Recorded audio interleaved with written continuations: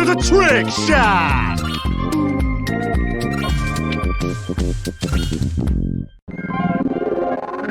Ha!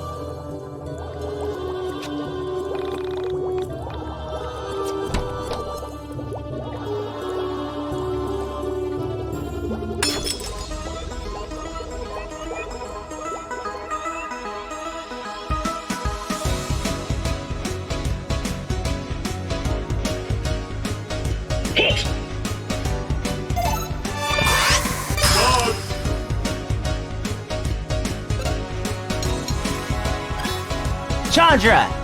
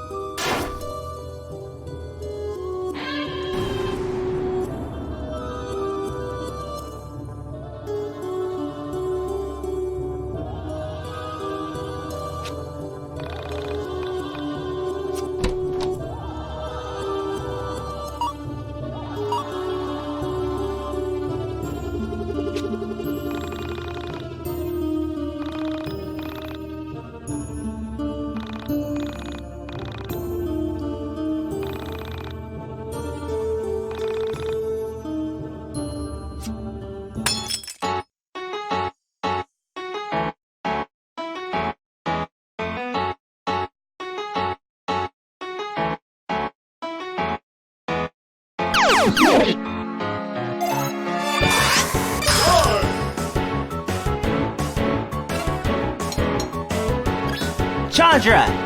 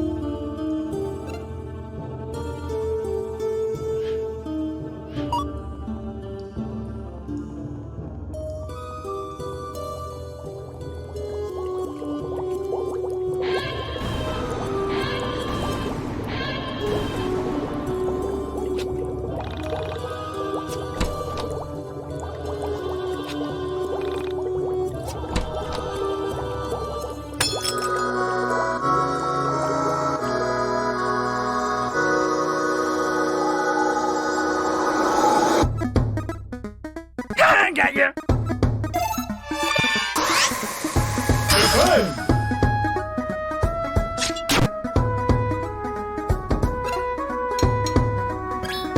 Chandra!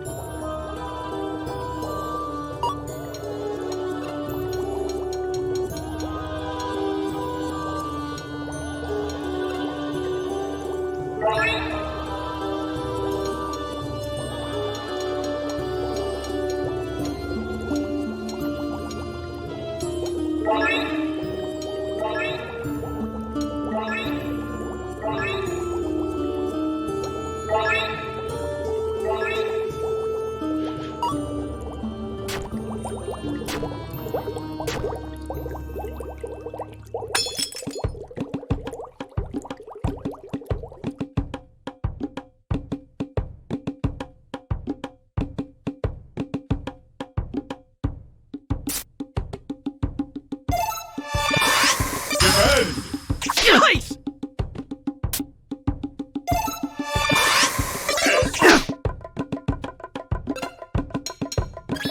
Chandra!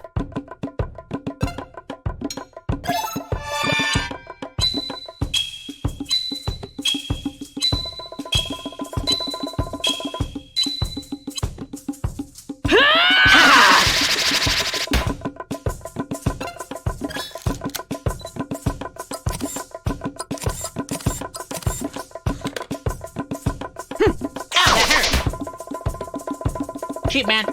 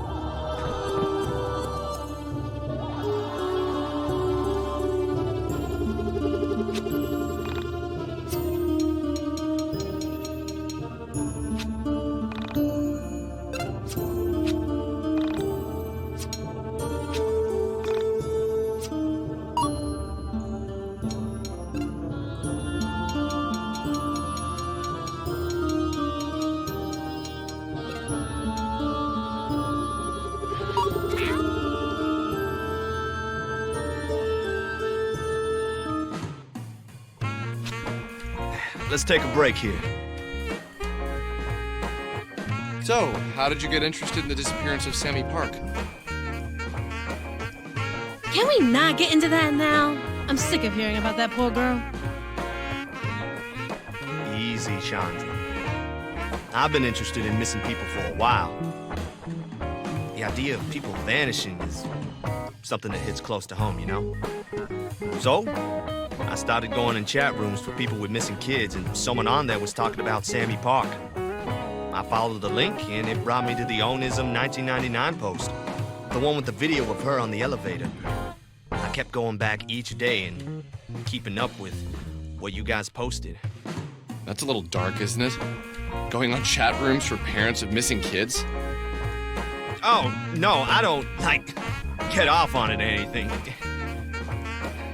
My little brother went missing when we were young. I guess I still wonder if he's out there. Okay, let's go see the wizard. I don't want to hear any more about missing kids. It really drains me. Hey, Claudio, wait up. So you're into shoujo anime? That's cool. Most guys aren't brave enough to walk around in a shirt like that. Also, you do know that's a girl's shirt, right? Girl shirt? Oh man, that's messed up. This is no more a girl's shirt than Mahou Shoujo Haru no Shimai is a girl's anime!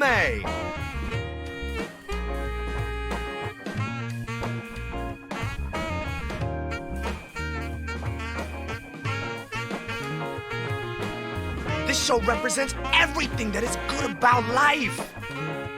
Oh, well, I've never seen it. I just, assumed it was a girl's anime with all the exploding flowers, pink, and Sailor Moon ripoff characters.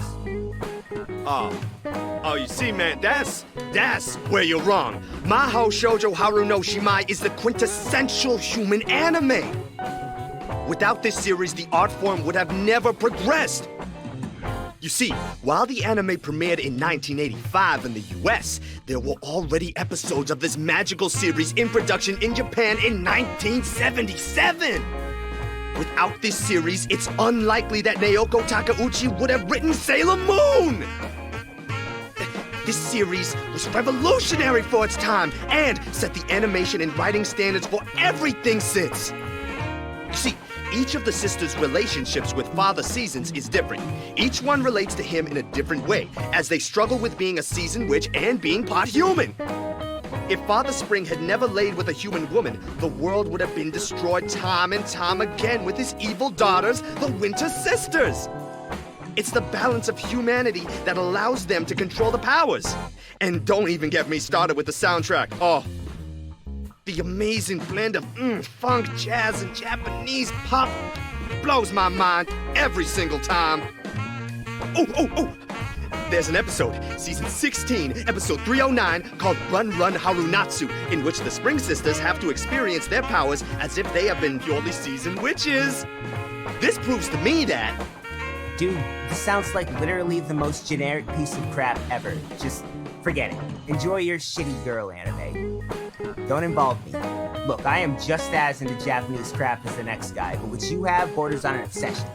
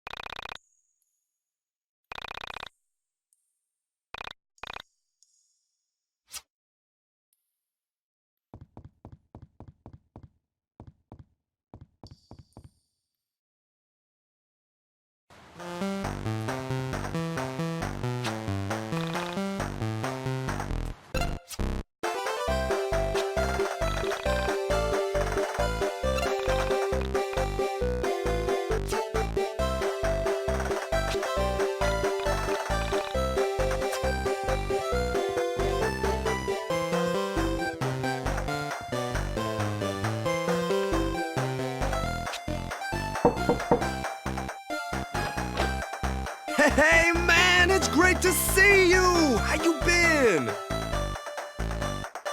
Hey, guys. Wow, did you get even more muscular, Claudio? And Chandra, did you get even more beautiful? Always changing for the better, you two.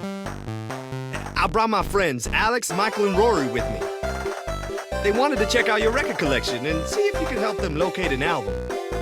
Friends of Claudio and Chandra are always friends of mine. Please, have a seat. I'll make some tea.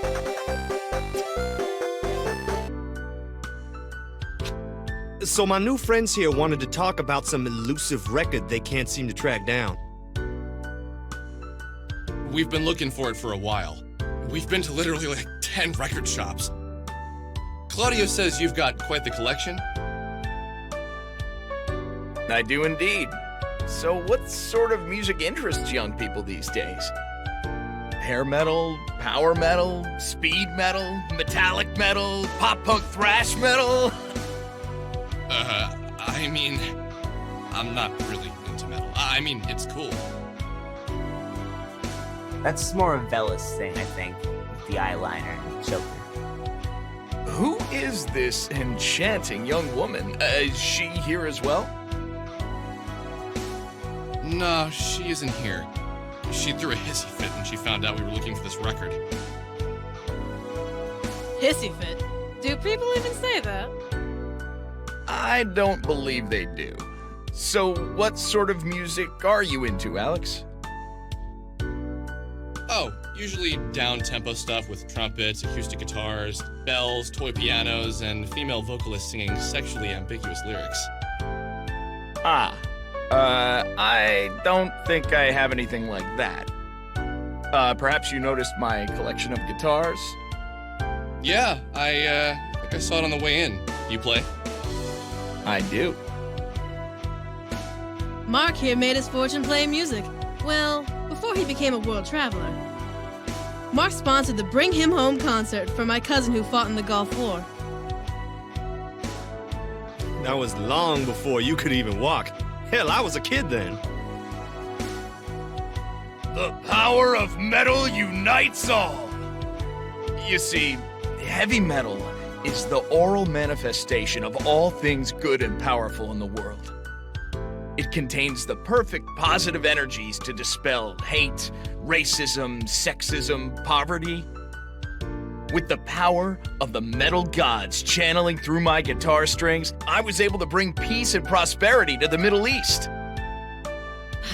Well, he got our cousin home. Yeah, I did. Okay, I got ahead of myself. I brought peace to one family whose son had been taken captive. It's a harrowing tale filled with adventure and intrigue.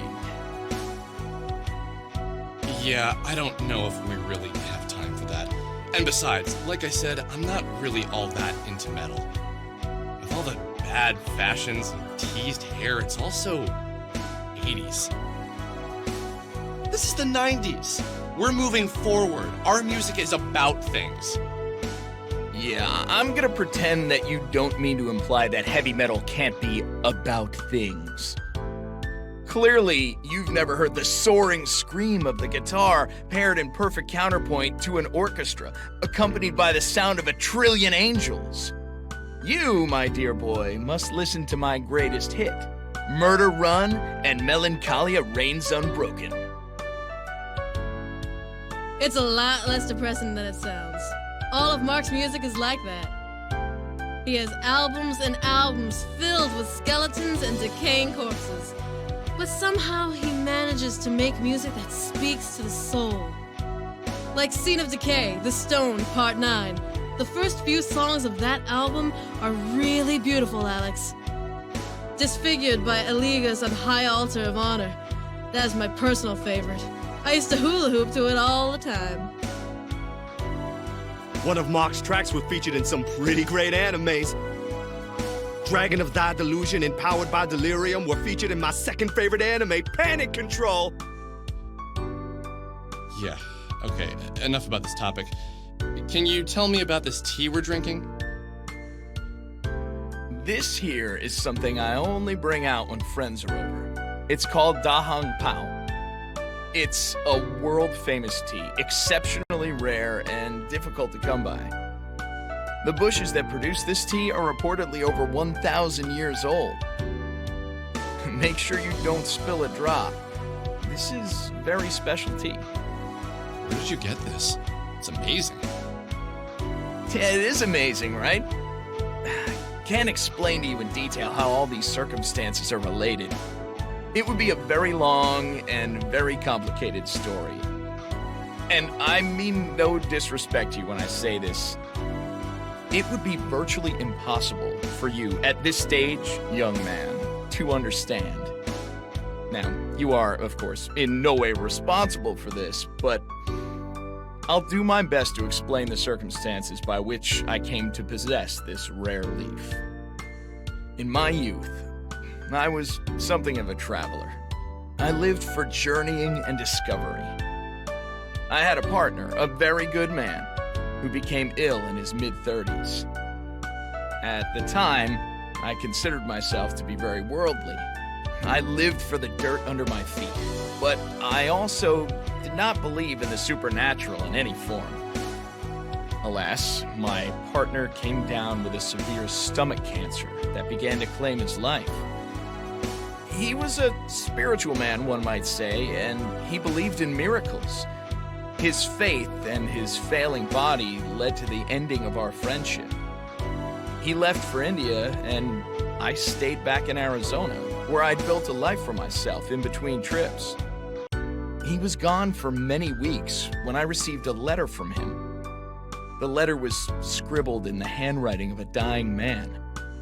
It featured coordinates that, upon further inspection in an atlas, proved to be in the mountains of India. So, I began my journey. After many days of travel, I arrived at the summit of Mount Kangchenjunga. I paid a local village boy to guide me to the location. At the top, I found my friend. My friend who only a few weeks ago had been on the brink of death, had been cured through the power of water. The water boiled in the particular style of pots created by the Dharabeta yogis is said to have amazing healing powers. Now, when my friend had regained his strength tenfold, I was in shock. I longed to take a sample of this drink back to an American laboratory where it would be tested and ultimately turned into a cure. But I was told that the last bush bearing the tea had burned up in a forest fire. Naturally, I demanded proof. There was no evidence that any such fire ever occurred. Angered, furious, on the point of striking the yogis, my friend had to take me away. Together, we explored the mountainside for the remainder of the week. Now, despite my anger that they would not let me test the tea, everything had been incredibly happy. In India, I've always felt an incredible glow of joy. On our last day, before we were to return, the earth gave out beneath my feet, and I was stuck.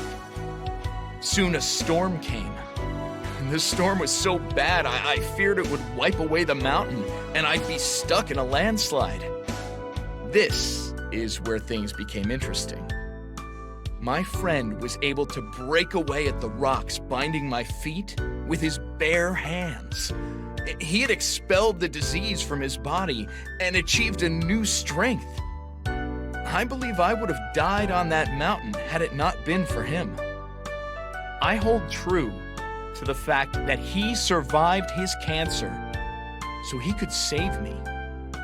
When we returned, the yogi hermit had left his camp, but he left behind the pot he created to cure my friend's cancer and a container of this tea. Wow. That's a fascinating story, man. Really, this is an amazing cup of tea. Yeah. You know, it's valued at $3,000 an ounce.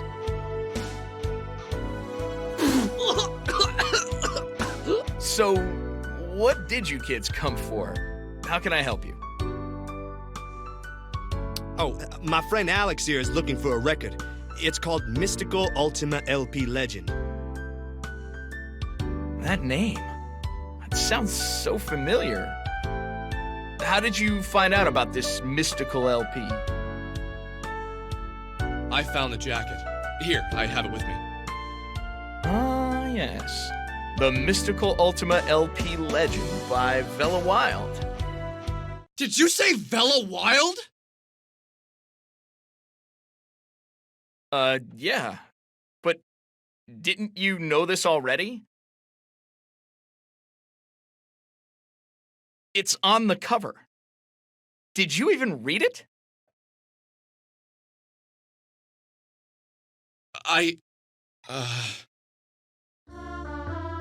Suddenly, everything made sense. Well, at least a little bit of sense. Vela, the guitar, her ability to fight with sound. Clearly, she was the musician, the creator of this record. How stupid I had been. I told her about the record, and she must have assumed I read the title closely. Vela Wild.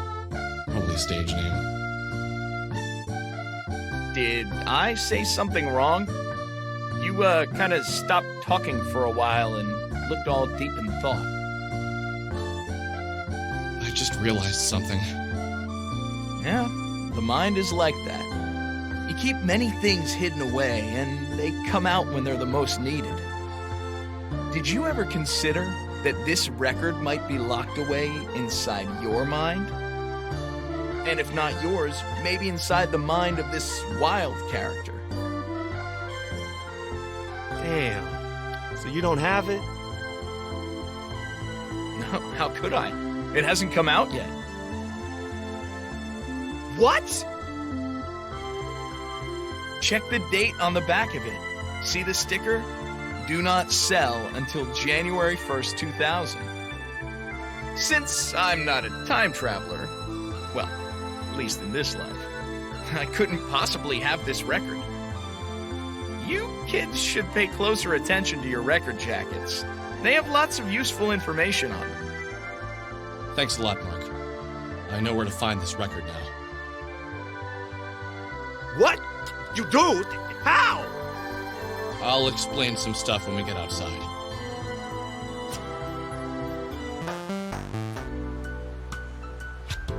Claudio, Chandra, there's some things I want to let you in on, especially since you've been so kind to me since we've met. Yeah, a lot of this is going to sound out there, and I know that.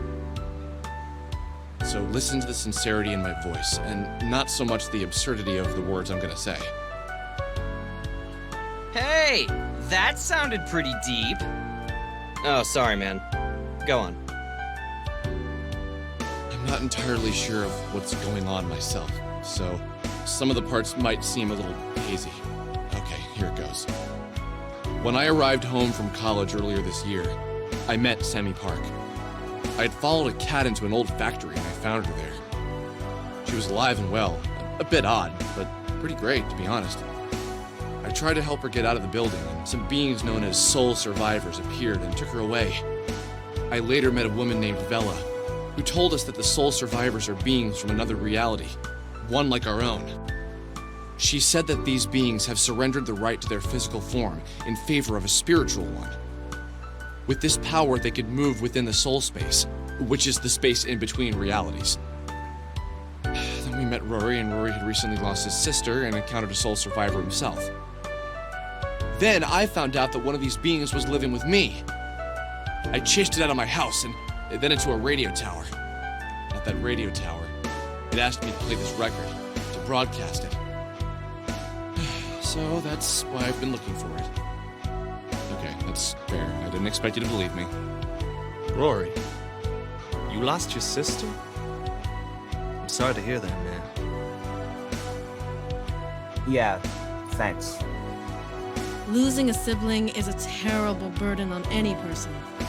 Let us know if you need anything. Yeah, what's going on here? We've lost someone before. We know what it's like. Maybe that's what drew me to the Sammy Park case. I see. What about the soul survivors and all that? Let's say we've had experience with the supernatural before. I had a kid brother, you know.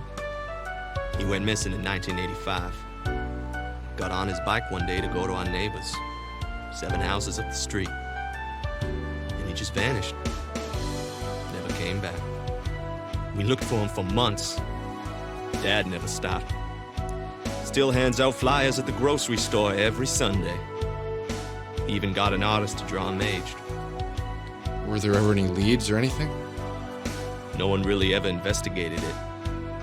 Sure, they looked around for him. And for a week they had a task force. They had one guy they suspected. But every lead fell through. You act like they even tried. A 4-year-old black kid goes missing in a shit neighborhood, and you think they really tried? Yeah, it's complicated, Alex. I don't remember this being on the news or anything, and you're from Windtown, right? That's like an hour outside of Frankton. How the hell did this get national coverage? Isn't it obvious, man? Same reason no one gives a shit about Sammy Park.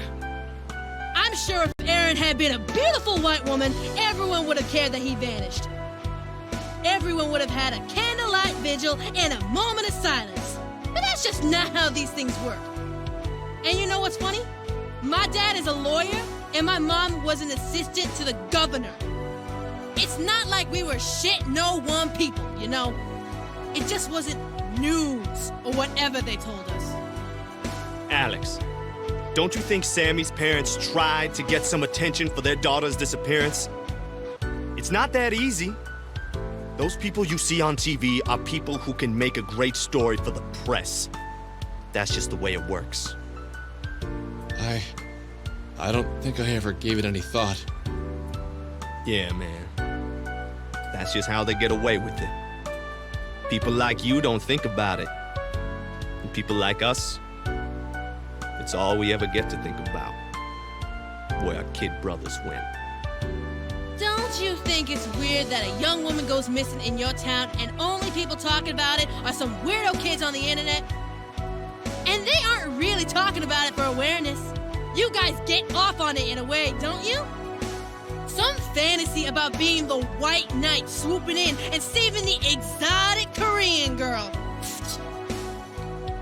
Easy now. Okay. Let's go find this record. Where do we do that again? You guys are coming along? Awesome! Back to Frankton. We need to speak with Bella, the girl who made this album.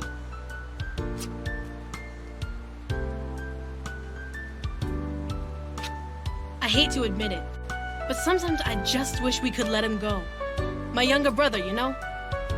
Not a day goes by where I don't think about him. And you know what's really funny? I don't even remember what he looks like. We have a few old photos, but most of them he just looks like every other kid to me. Round-faced, happy, playing video games, or falling off a bike.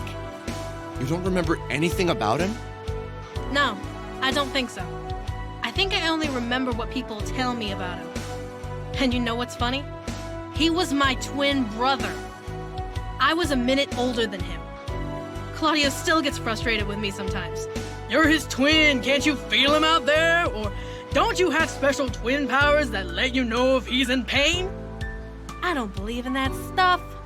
Well, not usually. Sometimes I do. It's in those moments that I really do think he isn't out there anymore. If there was a connection, I'd feel something. And since there is nothing there, he must be gone. Sometimes people just vanish. They are there one moment and gone the next. Bad people take them, they fall into sewers, but life has to move on. It's harder for my parents, I think, since they made him and whatever. But Claudia? I don't think he'll ever move on. It's all he thinks about. And finding this Sammy Pap girl, this obsession you brought onto him, this shit isn't fair. He had one dead kid to worry about never finding, and now you gave him another.